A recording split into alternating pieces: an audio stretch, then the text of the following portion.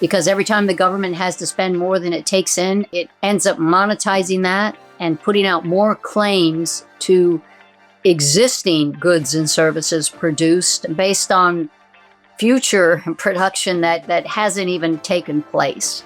And that is a recipe not only for inflation, but for distorting all kinds of investment and saving decisions. Now is the time to challenge the status quo, and particularly to seek monetary reform at home and abroad. Dr. Judy Shelton, Senior Fellow at the Independent Institute and author of, your newest book, Good as Gold, How to Unleash the Power of Sound Money, and also a nominee for governor at the Federal Reserve under President Trump.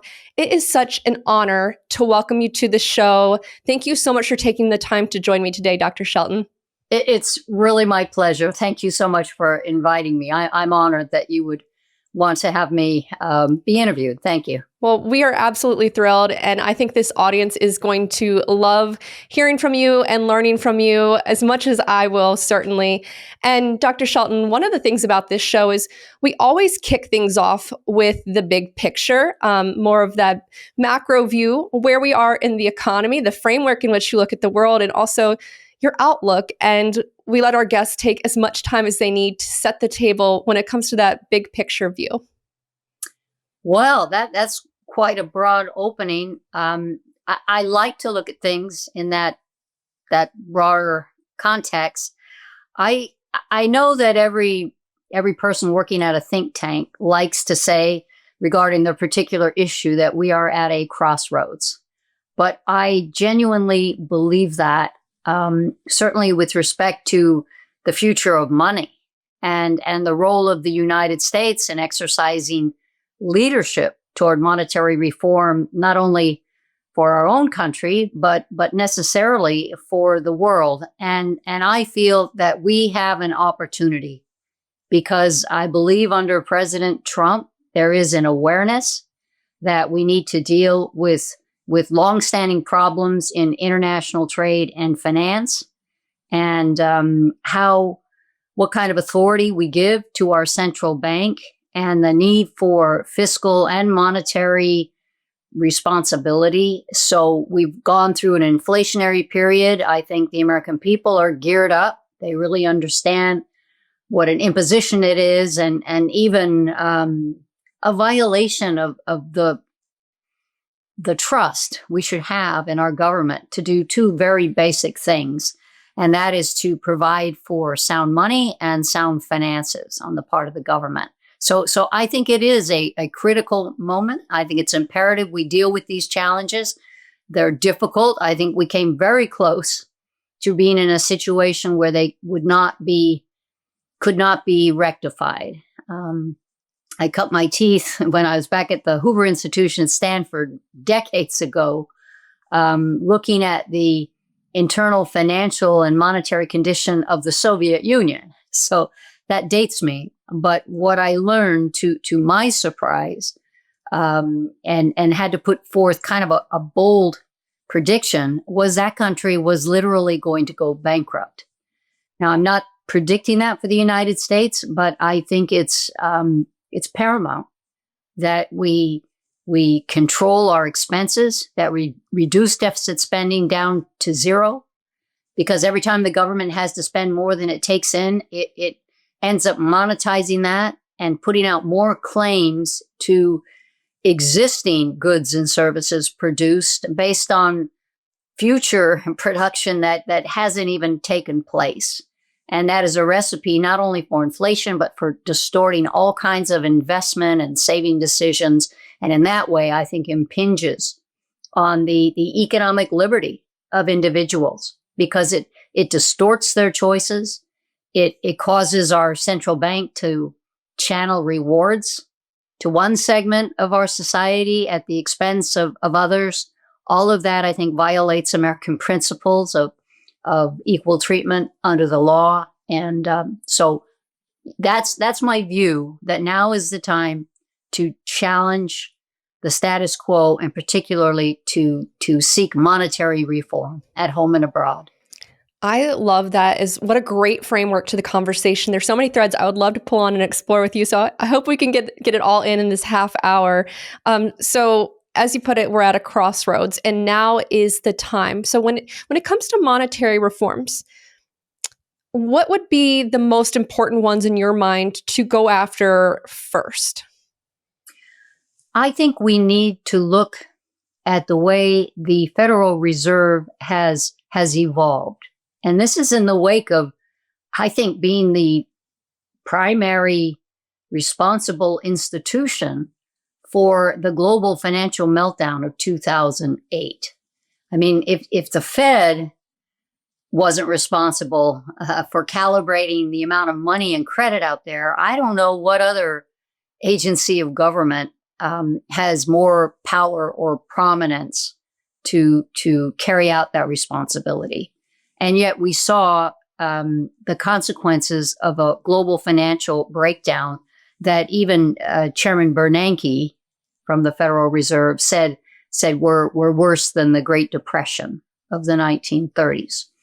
So instead of limiting the powers of the Federal Reserve or questioning its ability to carry out its mandate, we ended up giving more powers to that institution. And now I think they are too powerful, and their main tool, which is to control the cost of capital, to control interest rates, has evolved in a very unhealthy way. In seeking monetary reform, first off, I believe we need to audit the Fed, and I don't mean the financials as they're carried out by KPMG currently as the auditor. I'm very familiar with those quarterly unaudited statements and then the annual statement. But what it doesn't capture, even as it admits that the accounting rules do not align with GAAP, the general agreed accounting principles. The Fed has its own set of rules. But I particularly think we need to look at the way it actually operates, because increasingly, and now it's become the primary way the Federal Reserve manipulates the interest rate, is done through a mechanism that I think most Americans would disagree with if they understood. And that is, the Federal Reserve pays banking institutions a very hefty interest rate on their cash deposits. They are required to keep master accounts, cash deposits at the Federal Reserve. And contrary to the way the Fed tried to manage interest rates in the days of Paul Volcker, which was through open market operations where the Fed would engage with the demand and supply for U.S. government securities, that is a very minor instrument now. What the Fed does is more like the old Soviet way. The Fed just by diktat says to the banks, we will pay you. Currently, it's 4.4%, and that's come down a full 100 basis points in the last 2 or 3 meetings. We will pay you not to lend that money out. We want to keep that 3.3 trillion, the current level of cash reserves sitting at the Fed, doing nothing, absolutely not invested in anything, doing nothing. But the Fed wants to keep it corralled. They created it by purchasing government debt. So all of those accounts were ratcheted up by the amount of the Treasury debt and mortgage-backed securities the Federal Reserve bought from banking institutions and broker-dealers. And the Fed just credited their accounts with a keystroke, what we call creating money out of thin air. So it's now cash sitting there. But the Fed paying banks, private institutions, many of them not even U.S. institutions, foreign-owned financial institutions, paying them a very high interest rate to keep them from lending it, not only to longer-term government securities, but to the private sector. And that is the simplest way. The Fed likes doing it that way. They don't have to mess around with markets, but I think they are really missing the signals they would be getting if they carried it out the old way through open market operations. And I'm very uncomfortable with, in the last less than 3 years, the Federal Reserve has paid over $600 billion to private institutions, private banks in the United States. I think the vast bulk of it, probably up to a third of it, just going to the top 5 largest banks. I think Americans would like to know how much has the Federal Reserve, which is an agency of the federal government, these are taxpayer funds, paid to JP Morgan, to Wells Fargo, the Bank of America, the top largest banks, to not lend it out to the private sector, and how much have they paid to foreign institutions to park their money, their cash at the Fed, because those foreign-owned banking institutions, their own central banks are paying a lower rate. And this is why this problem spills over into the realm of international finance and international trade, because it impacts currencies. The European Central Bank has just announced that it intends to cut its target interest rate. Here we're paying 4.4. They're going to be paying 2% by this summer. So those institutions, they want to park as much of their cash, foreign-owned institutions, at the U.S. Fed. And so they're going to be getting that same high interest rate on their accounts, because our Fed is saying we have a wait-and-see attitude. Our Fed is talking in a hawkish way. And when our Fed talks in a hawkish way, it drives up the value of the dollar. These other banks, China's, the People's Bank of China, the Bank of Japan, Canada's bank, Banxico, Mexico's central bank. These other banks are reducing the value of their currency relative to the US dollar in a way that really hurts our producers. And there's nothing they can do about it. They can't compete against a cheaper yuan in China that produces competitive products. They can't sell their own goods in these export markets. And I might just say, in the last year alone, in 2024, the exchange rate between the dollar and the Mexican peso, and Mexico is our largest trade partner, depreciated 23%. That is, Mexican goods, if you just accounted for that, would be priced in dollars 23% cheaper than they were at the beginning of 2024. That alone, if you had a level monetary playing field, which I think is implicit, if you really believe in free trade and the Adam Smith comparative advantage model, then everyone has to be using the same reserve asset to denominate the currency. That came about in 1776 when the world was on a gold standard. So if you don't have a level international monetary playing field, you're letting countries, whether they're doing it on purpose or not, gain an unfair trade advantage against your own currency if it's valued in our case, the dollar, which it tends to be stronger against these other currencies. So this is a fundamental problem with our trading system that we simply have to resolve. And whether that's with a new international monetary accord, or the other way is to just say to our trade partners, your currency is depreciating against ours. You could keep your exchange rate stable. You know what it would take, probably higher interest rates in your own country. But if you're going to reduce interest rates in your own country and that causes your currency to go down against the dollar, you have to understand we will need to apply compensatory tariffs just to keep things even. And I think that's what people need to understand.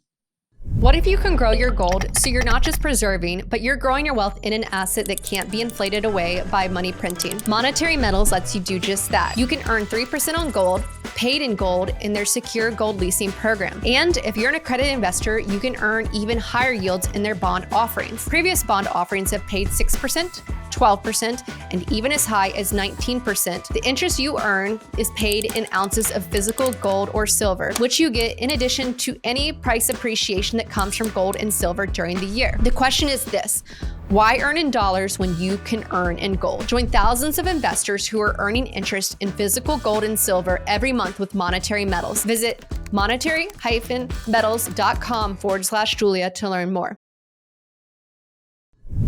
Okay, I want to ask a follow-on here. If we get to, well, when you talk about sound money, and I know you're an advocate for sound money, and one of the themes that you brought up in your book was that it was a moral contract. It's the moral underpinning to our economy as well. Can we get to sound? Like, do you see it as a possibility, like a real possibility, that we could get to sound money? And how do we get there? Is it going back to some sort of gold standard? And is now might be the opportunity where we could actually have that conversation? I think we can have that conversation. I think we could even establish a commission, as the New York Sun is calling for. A monetary commission was actually in the Republican platform in 2012 and 2016. Set up a monetary commission to really examine potential alternative monetary regimes based on evaluating the performance of the U.S. economy, with a particular emphasis on productive output, not just increasing financialization, but productive output, the kind that brings prosperity to individuals, the kind that raises the standard of living for the whole society. The morality of that goes back to really Thomas Jefferson and the American idea, the idea that we can be a self-governing nation if we honor certain principles. And it was also Thomas Jefferson who wrote, it's a 17-page document called Notes on the Establishment of a Money Unit. It was one of the first important decisions that Jefferson felt we had to make as a nation, which was to say, what is our currency and how do we define it? And he thought the money really needed to work for the people engaged in commerce, just individuals carrying out transactions with each other. It had to be done in an honest way and a straightforward way. It had to be understandable. You didn't have to be a monetary expert to know that the money would work for you. So you could plan your life. So you could decide based on accurate price signals whether you wanted to save or invest or spend or produce or consume. All of those decisions that are really the act of being a human with the autonomy to enjoy personal economic liberty. If the money is working against you, you're already becoming kind of a slave of government, and that the government is making it a higher priority to use money as just another tool to carry out its own economic objectives, rather than just being an honest measure that works for you as the citizen. So that kind of moral view, I think, has come up through many of our presidents. We've heard a lot of talk about President McKinley lately, and he brought about the Gold Act in 1901. I know JFK, President Kennedy, he very much supported having a gold link for the dollar. That was when we were on the Bretton Woods system, which required our trade partners to have stable exchange rates with the dollar. And by that, I mean fixed. They had to stay within 1% above or below a fixed exchange rate with the dollar. And the dollar itself was anchored to gold because it could be converted at a fixed price, $35 per ounce of gold. Through one of my favorite presidents, Ronald Reagan, he has a great ad he did during his campaign that you could still find on the internet, where he said, business doesn't cause inflation, workers don't cause inflation, government causes inflation. And he said, until we find some way to back the dollar with gold, we will never get on top of crippling inflation. And that his first priority as president would be to make the US dollar the most trustworthy currency in the world. Now, he set up a gold commission to look at it. But at the time, the idea of floating rates had really taken over the intellectual economic profession. Now, my office at the Hoover Institution at Stanford was just minutes away down the hall from Milton Friedman. And of course, I respect Milton Friedman so much. But even Milton Friedman would say that a unified system, such as a gold standard, is better than a a pegged system. He didn't like the Bretton Woods system because they didn't trust governments to carry it out. And ultimately that did prove correct, although it took close to 30 years before it did break down. But I think that Milton would hate what we have today, the so-called floating rate system. When you have central banks piling up reserves and deliberately depreciating their currency as China does, and what our own Federal Reserve does, our own central bank, this would be the nightmare for Milton Friedman, because he didn't want to empower central banks. And now I think they've become so powerful and so prominent and so political that this was not what he had in mind at all. So I think we need to consider what's happening in the crypto community. I think the whole culture of decentralized finance reflects a certain frustration with government-controlled money. I mean, the Fed's goal, if they could even hit their 2% inflation target, is to debase the dollar 2% a year.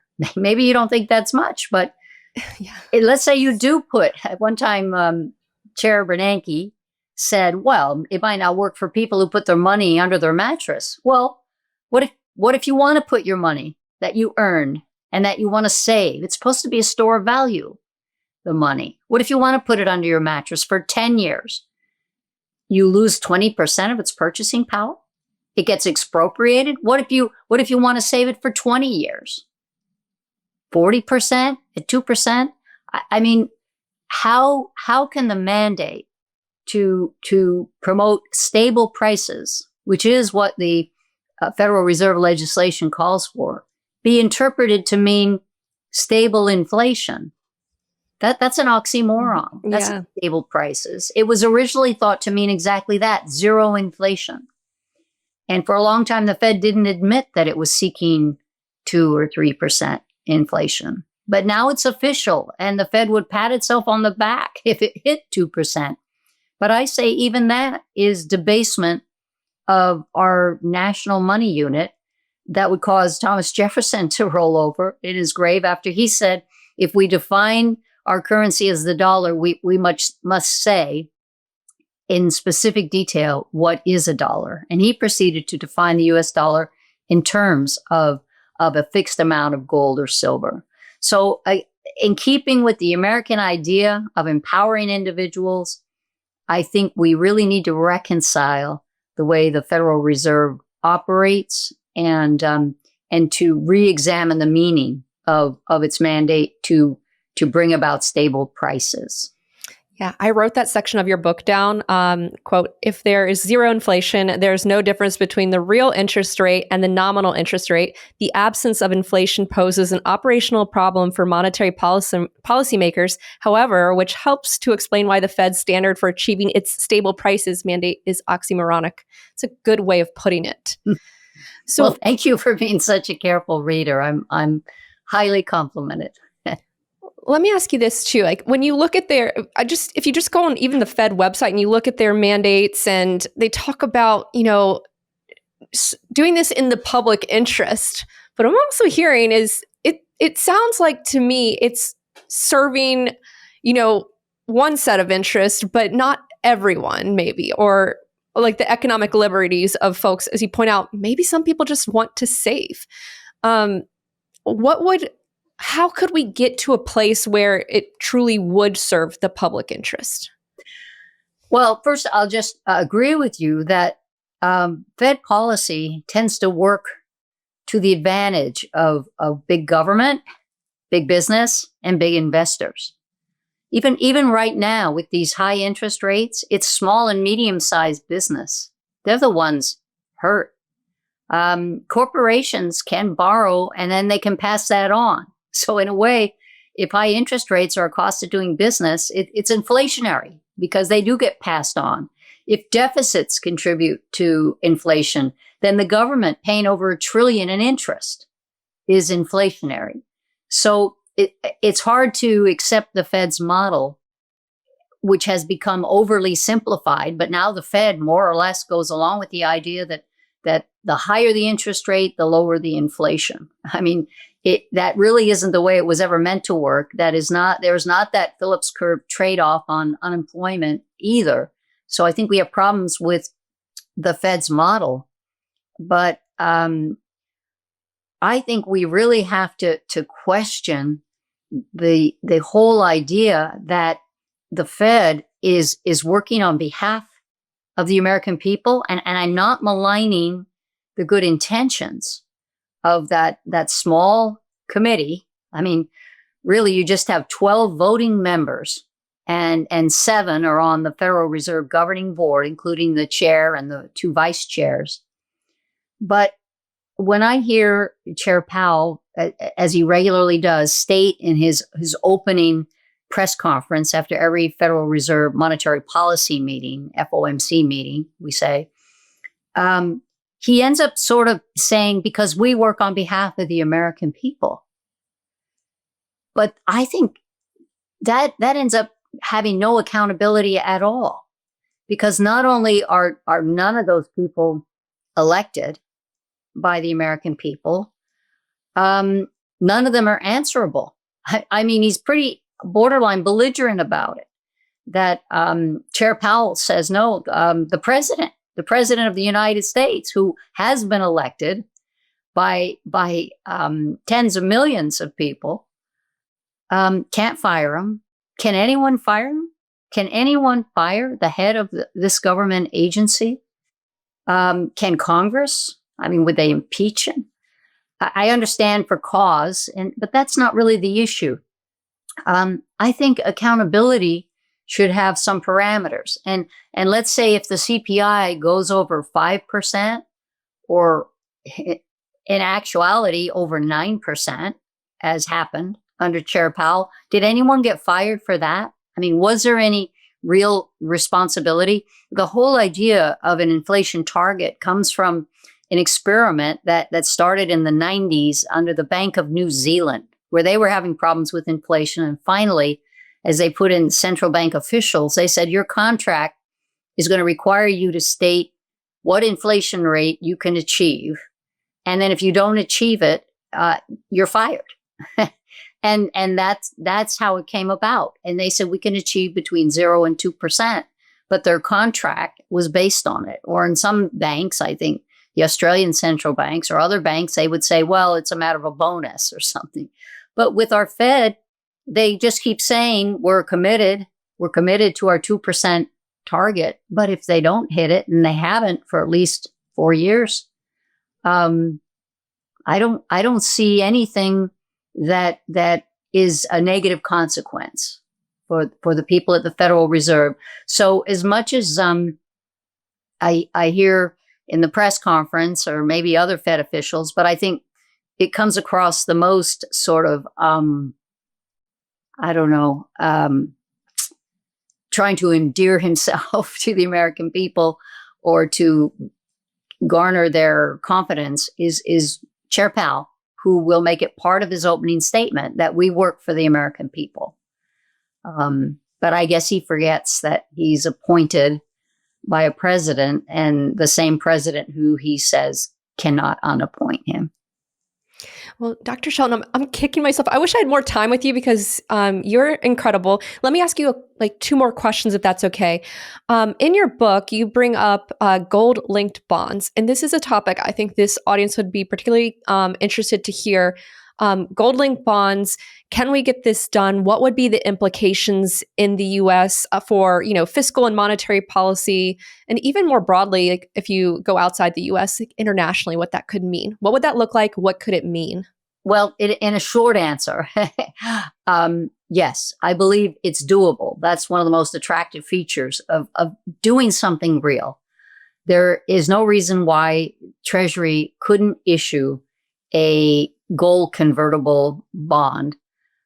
Treasury owns 200 on behalf of the American people, 261 million ounces. We're the largest holder of gold reserves in the world.